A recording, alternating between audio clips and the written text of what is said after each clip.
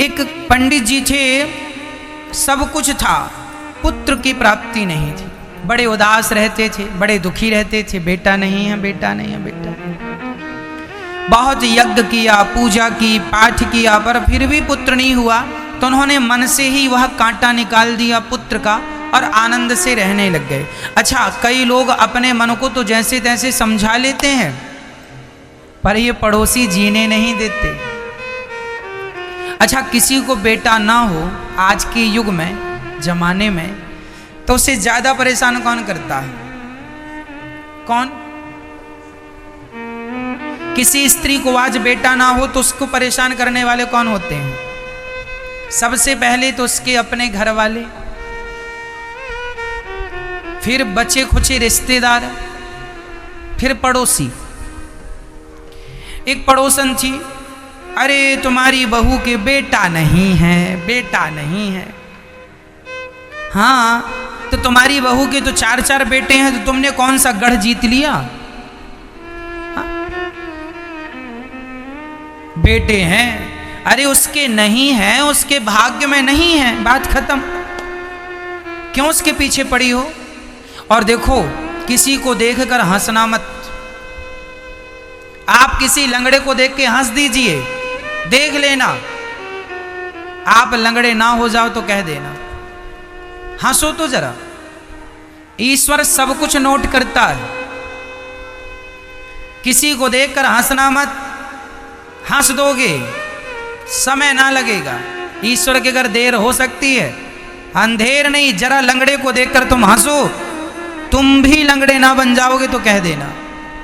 देर सवेर कितनी लगे वो ईश्वर का विधान है। किसी अंधे को देखकर हंस दो जरा, देखो फिर क्या होता है। तुम्हारी दोनों ना चली जाए तो कह देना आंखें। किसी स्त्री के पुत्र नहीं है और तुमने हंस दिया, अरे इसके तो बेटा नहीं है, बड़ा मजाक उड़ा दिया उसका समारा जमाने में और खूब उसका हंसी कर दी, अरे बेटा नहीं, हमारे तो बेटा है। हाँ, भगवान बोले अच्छा रुक, तेरी भी बेटा नहीं होगा, तेरी बहू के बेटा नहीं, तेरे वंश में तू हंस रही है ना किसी को देखकर, ईश्वर कहेंगे तू बहुत हंस रही है, तेरा भी वंश हम स्टॉप करते हैं। इसलिए संभल कर बैठना, जग में तमाशा देखने वालों, कहीं खुद ना तमाशा बन जाना, तमाशा देखने वालों, है ना। किसी के घर में आग लगे तो पानी डालो, मजाक ना उड़ाओ। हमें लगता है क्या होगा, बहुत कुछ होता है। किसी के बेटा नहीं है, भगवान कर उसके बेटा हो जाए, पर आप क्यों उसके जले में नमक डाल रहे हैं? एक तो वो दुखी है, डॉक्टर ने साफ इनकार कर दिया, अब तू मां नहीं बन पाएगी। किसी स्त्री से कह दिया जाए कि तू मां नहीं बन पाएगी, आप जानते हो उस स्त्री के दिल में क्या गुजरती है? आप समझ में नहीं पाएंगे कि उसके दिल में कितना बड़ा धक्का लगा जब कोई डॉक्टर ये कह दे कि अब तुम कभी मां नहीं बन पाओगी। फिर उसका एक भी बेटा नहीं है, बेटी नहीं, और कह दिया जाए कि मां नहीं बनोगी, वह तो जीती जी मुर्दा हो जाती है। हमें क्या चाहिए? हम उसे समझाएं, हम उसका हौसला बुलंद करें। ये थोड़ी कि अब उसको ताने मार मार के मार डालें। यही तुम्हारी इंसानियत है, यही आपका हमारा परिचय है ना। आज मैं आपको बताऊंगा कि बेटा क्यों नहीं होता। किसी के बेटा है, किसी के बेटा नहीं है। जिसके पुत्र नहीं होता तो क्यों नहीं होता, उसका भी कारण है। डॉक्टर कहता है कि शुक्राणु की कमी है, इसकी कमी वो अलग मैटर है कि पुरुष में कमी है या स्त्री में कमी है। मैं आध्यात्म विषय बताऊंगा कि बेटा क्यों नहीं है। ये तो बहाने हैं कि रिपोर्ट में ये आया है, इसमें ये आया, इसमें स्त्री में कमी रह गई, पुरुष में कमी है, गर्भाशय में ये है, ये सब बहाने हैं। रियल क्या है आज मैं वो आपको बताऊंगा। किसी स्त्री के बेटा नहीं होता, इसका बहुत बड़ा कारण है। क्यों? ये कि जिसको बेटा होता है ना, तो आप बताइए कि पुत्र क्यों होता है? कहते हैं माँ बाप का कर्जा उतारने के लिए बेटा आता है। ईश्वर का विधान क्या है भाई? बैंक से बाप ने कर्जा लिया है और बाप मर गया तो बैंक का कर्जा कौन चुकाएगा? बेटा। यह कानून है, हाँ या ना भाई? बाप का कर्जा बेटा चुकाता है, रियल है, वो चुकाना चाहिए, ये बेटे का फर्ज भी है, कर्तव्य भी है। बाप का कर्जा बेटा, बेटा क्यों आता है? कर्जा चुकाने के लिए। भाई जिसके सिर पे कर्जा था उसका बेटा आया, जिसके सिर पे कर्जा था ही नहीं उसको ईश्वर ने बेटा नहीं दिया कि तेरे झंझट क्यों पाले, तेरा तो कर्जा ही नहीं है।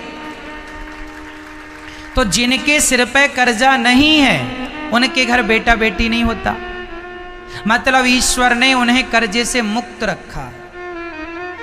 तुमने किसी का खाया है तो तुम उसे खिला खिला के चुका रहे हो, उसने नहीं खाया वो आनंद से है। एक्चुअली जिसके बेटा नहीं होता ईश्वर की ये बहुत बड़ी कृपा है। चूंकि संसार में सबको बेटा होता है, मेरी सहेली को मेरे साथ शादी हुई, मेरी सहेली को भी बेटा हो गया, मेरी सखी को भी बेटा हो गया, मेरे साथ मेरे 1 साल बाद इसकी शादी हुई, इसको भी बेटा, हे भगवान मेरे को बेटा नहीं हुआ। अब उसको ये लगता है कि सबको तो बेटा हो रहे हैं, हमें क्यों बेटा नहीं हो रहे? लगता भगवान हमसे नाराज है, लगता हमने कोई पाप किया। तुमने पाप नहीं किया, तुमसे ईश्वर नाराज नहीं है।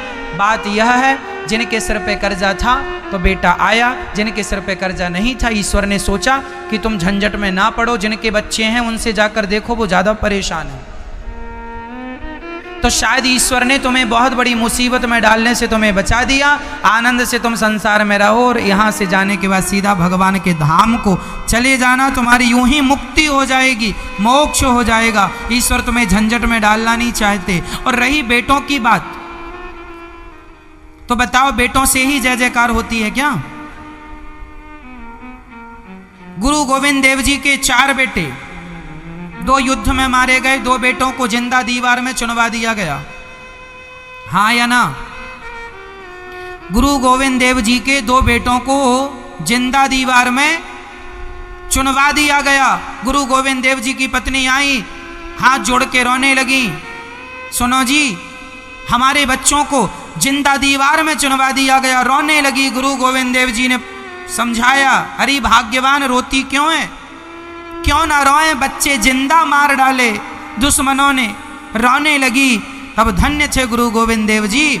गुरु गोविंद साहब ने समझाया, अरे पगली रोती क्यों है, तेरे 2 बेटे मरे हैं, देख ये जो लोग बच्चे खड़े हैं ना मैदान में, जितने लोगों पर तेरी दृष्टि जाए समझ लेना ये सब तेरे ही बच्चे हैं, ये सब तेरे ही बच्चे हैं, हम सब तेरे ही तो हैं। अर्थात तुम्हारा बेटा, यदि मैं कह दूं कि ये बच्चा है मेरा है, तो कह देने में क्या नुकसान है? हाँ, तुम्हारे बेटा तुम जन्म दोगी तो ही मां बनोगी, क्या ऐसा है? ना मेरी मां, किसी पर भी करुणा की दृष्टि से देख लो, वही तुम्हारा है। गौरी गोपाल वृद्धाश्रम में 200 माताएं रहती हैं, ध्यान से सुनना। उन 200 माताओं ने मुझे जन्म नहीं दिया, उनकी कोख से मैंने जन्म नहीं लिया, लेकिन जिनको उन्होंने अपनी कोख से जन्म दिया था उन्होंने घर से निकाल दिया। और ये दास अनिरुद्ध उन माओं को अपनी माँ की तरह सेवा करता है। आप देख सकते हैं, पूछ सकते हैं उन माओं को। जरूरी नहीं है कि मैं जन्म लूँ माँ की कोख से तो ही सेवा करूँ, या तुम जरूरी नहीं है कि तुम जन्म दो तो ही उसे अपना, वो सारी 200 माताएं मुझे अपना बेटा मानती हैं। जब मैं आया यहाँ, आपको वहाँ भटिंडा कथा सुनाने आया, सारी माताएं मुझे देख के रोने लगी कि तुम कब आओगे कब आओगे। मैं आने लगा तो 200 माताएं रोने लगी, कब आओगे कब आओगे। मैंने कहा माँ जल्दी आ जाऊंगा कथा सुना के। रोज उनके चरण दबाता हूँ, रोज उनकी सेवा करता हूँ, रोज उनका ध्यान रखता हूँ। जरूरी नहीं है कि मैं गर्व से संबंध रखूं, इंसानियत का, प्रेम का संबंध भी बड़ा होता है। जरूरी नहीं है मेरी माँ की तुम बच्चे को पैदा करो तो ही माँ बनोगी। तुम्हारे अंदर जिस दिन ममता जाग जाएगी उसी दिन तुम माँ बन जाओगी। ममता जाग जाए किसी के भी प्रति, पुत्र की तरफ प्यार जाग जाए, वही मान लो ना, मुझे बेटा मान लो। जिसको आपको माँ यशोदा ने कृष्ण को अपना बेटा मान लिया, क्या माँ यशोदा के कृष्ण बेटा जन्म दिए बेटा थे? क्या माँ यशोदा ने जन्म दिया था कृष्ण को? बोलो, नहीं दिया। फिर तो केवल जन्म देने से ही बेटा होता है क्या? हम कहते हैं तुम्हारा बेटा नहीं है तो रो मत और दुनिया के बेटों की चाहत ना रखो। भगवान कृष्ण को ही अपना बेटा मान लो, भगवान है। वो सब कुछ है। त्वमेव माता च पिता त्वमेव बंधु च सखा त्वमेव विद्या द्रविड़म त्वमेव सर्वम मम देव देव। सब कुछ हैं वो, सब कुछ हैं वो भगवान। सब मीराबाई ने पति माना, यशोदा ने पुत्र माना, गोपियों ने पति माना और द्रौपदी ने भगवान को भाई माना। जाकी रही भावना जैसी, प्रभु मूरत देखी तिन तैसी। भगवान वही है, देखने वाला जिस भाव से देखता है भगवान सामने वही भाव में नजर आते हैं। मीरा ने भी तो पति माना था कृष्ण को। ऐसे वर को क्या वरूं, मीरा का पद है। मीरा गाती है, ऐसे वर को क्या वरूं जो जन्मे और मर जाए, बरिए बर गोपाल को मेरो चुनरो अमर कर जाए। मेरी चुनरी अमर कर जाएगा ये कृष्ण। दुनिया का पुरुष मांग भर देगा और यदि ये मांग भर के मर गया तो इसके नाम की मांग पहुंचनी पड़ेगी, पर कृष्ण ने मांग भर दी तो कभी पहुंचनी नहीं पड़ेगी, क्योंकि मैं तो मर जाऊंगी पर मेरा कृष्ण तो कभी मरेगा ही नहीं। मेरा सुहाग अमर है। इसलिए कृष्ण ही हमारे हैं और वही हम संबंध से चलें। पुत्र के लिए रोने से अच्छा है भगवान के लिए रोया जाए। ठीक है। आत्मदेव जी को पड़ोसी ने ताने मारा, पुत्र नहीं है। घर से निकलकर जंगल में जाने लगे। एक महात्मा जी ने फल दिया, लो पत्नी को खिलाना। पत्नी ने फल खाया नहीं, गाय को खिला दिया। बहन को बच्चा हुआ सो पैसे से खरीद लिया, नाम रखा धुंधकारी। जब तुम्हारी किस्मत में जो नहीं होता ना और तुम फिर भी किस्मत के विपरीत जबरदस्ती करोगी ना उंगली, तो फिर तुम्हें कष्ट मिलेगा। एक सज्जन को बेटा नहीं था, उनने अनाथ आश्रम में जाके बेटा गोद ले लिया और गोद लेके सारी प्रॉपर्टी उसके नाम कर दी। और वो जब प्रॉपर्टी नाम हुई तो बच्चे ने माँ बाप को घर से निकाल दिया, निकलो घर से बाहर, निकाल दिया। अब बूढ़े आदमी रोने लगे, हमें मिल गए। हमने कहा क्यों रो रहे हो? बोले महाराज जी घर में कोई कमी नहीं थी, धन दौलत बहुत था, पर हमने गलती कर दी। क्या गलती कर दी? तो वो बच्चे ने सब ले लिया। बच्चा तुम्हारा तो बच्चा था नहीं। अरे महाराज जी गोद ले लिया था, बच्चा नहीं था तो अच्छा। अब जानबूझकर मुसीबत ली है, जानबूझकर कुआं में गिरे हो तो भोगना तो पड़ेगा। ईश्वर की मर्जी में खुश क्यों नहीं रहते? जबरदस्ती कुछ लोग होशियार बनते हैं, उंगली करते हैं और अपनी होशियारी के चक्कर में मारे जाते, परेशान होते। जो धन तुमने बेटे के नाम कर दिया वही अपने हाथ से दान पुण्य कर देते तो लोक परलोक दोनों बनता। बच्चों को करोड़ दे के जाओ, एक रत्ती का पुण्य मिलने वाला नहीं, पर किसी भूखे को एक रोटी ही दे के जाओगे, बहुत बड़ा पुण्य हो जाएगा। ईश्वर के विधान को चैलेंज ना कीजिए। ईश्वर ने जो विधान कर दिया है उसे एक्सेप्ट कीजिए, स्वीकार कीजिए। ईश्वर ने जो खुशी दी है उसे रखिए और जो नहीं दी उसके लिए परेशान हो। यदि तुमने पावी लिए तो तुम्हें सूट करेगी ही नहीं, करनी ही होती तो परमात्मा दे ही देता। क्यों जी? सही है। फिर क्यों? इसलिए ईश्वर के विधान में प्रसन्न रहो, जैसे रखे राम जी रहना चाहिए और सीताराम। अब देखिए आत्मदेव जी के भाग्य में बेटा नहीं था, इन्होंने जबरदस्ती बेटे के लिए रो रहे हैं तो संत जी ने फल दिया था कि खाएगा चल बेटा होगा, पर फल गैया को खिला दिया तो गाय के बच्चा हो गया, नाम रखा गौकर्ण। और बहन का बेटा धुंधली ने पैसों से खरीद लिया, नाम रखा धुंधकारी। अब मिल तो गया बेटा, लेकिन वो ऐसा बेटा मिला कि दिन रात मारता है लाठियों से। आत्मदेव जी कितनी पिटाई करता, रीढ़ की हड्डी कमजोर कर दी उसने।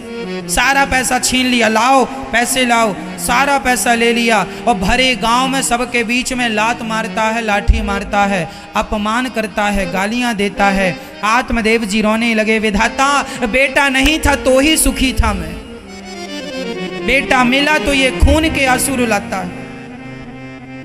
भगवान ने कहा मर्जी तो कर रहे थे अपनी, मैं तो नहीं ही दे रहा था, तुम ही पीछे पड़े थे। अब लो, जो तुम्हारे भाग्य में नहीं है वो यदि तुम्हें मिल भी गया, तुमने भाग्य के अपोजिट काम कर लिया, ले लिया, सूट नहीं करेगा।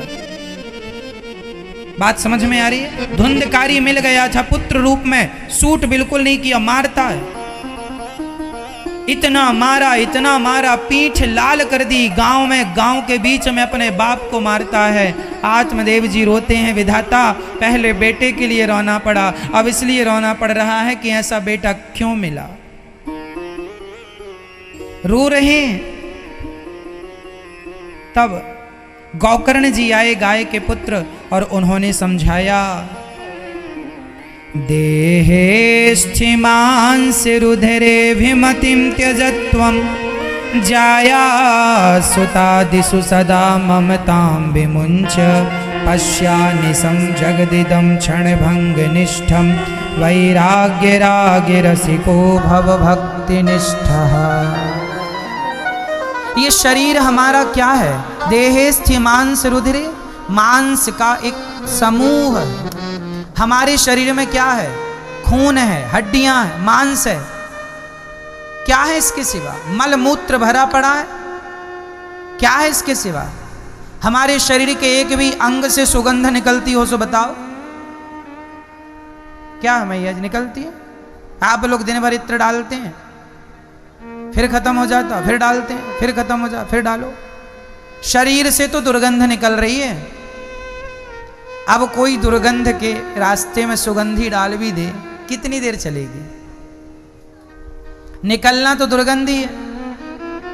ये शरीर हमारा मलमूत्र का एकमात्र घड़ा है। हड्डियां, खून, अस्थियां, चर्म इत्यादि से बना ये निर्मित शरीर है। इसमें आसक्ति रखना ठीक नहीं, इससे प्यार करना ठीक नहीं। कोई कहे कि मैं शरीर से प्यार करता हूं, तो शरीर से प्यार करने वाले लोग क्या समझदार माने जाएंगे? तुम्हारा शरीर क्या दुर्गंध का एक घड़ा कह दो। शरीर के हर अंग से दुर्गंध। शरीर में कितने दरवाजे हैं बताओ? शरीर में कितने दरवाजे हैं? नवद्वारे पुरे देही, 9। शरीर में 9 छेद हैं, 9 दरवाजे हैं। 2 दरवाजे आपके सामने हैं। ये आंख, सवेरे सोकर उठते हो तो आंख से सुगंध निकलती है, दुर्गंध निकलती है।